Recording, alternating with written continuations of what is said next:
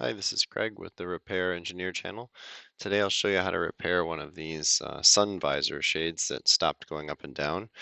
You might find these in the back of the coaches as well. They have a DC motor in them that makes them go up and down. This one actually still works, but unfortunately the one on the other side, the driver, it gets more use and I had to remove it, and I'll show you how to replace that. So let's get into it.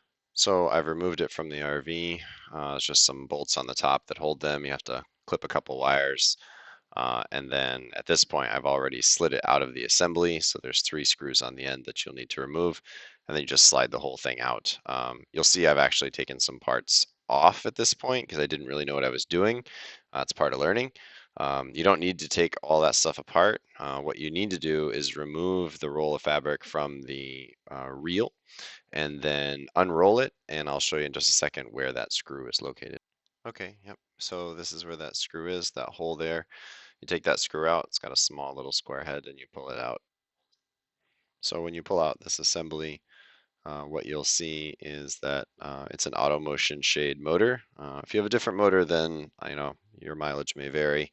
I'll put the part number in the description. But one of the things you'll note is that the end of this will probably look different than yours, and that's because I've already taken a good chunk of it apart. There's a little plastic piece that belongs on the end that I've already pulled off. So sorry that the sequence is a little out of order here. But anyway, so you want to drill a hole.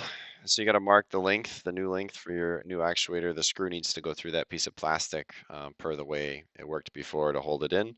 One of the things you're going to find difficult is that groove that's in the aluminum causes you some problems because it's hard to drill with a normal drill. So what you want to do is get yourself one of these. These are woodworking center drilling bits. So the little screw will go down in the middle and drill through the rail, and then the countersink will come in behind it and remove the material so you can countersink the head. So one more thing you have to do, I was closing this up and I realized that I couldn't access both of the adjuster limit screws, which you're going to have to adjust once you get it back in the coach. So I ended up drilling a hole here in the bottom. I used to access them through this hole on the side, but I ended up drilling a hole right here, and that lets you reach down through with the custom tool they give you and actually adjust those little square drives to set your limits. I guess in theory, there's probably other ways you can do it, but that you really won't notice that hole, and it makes it a whole lot easier to adjust when you put it back up.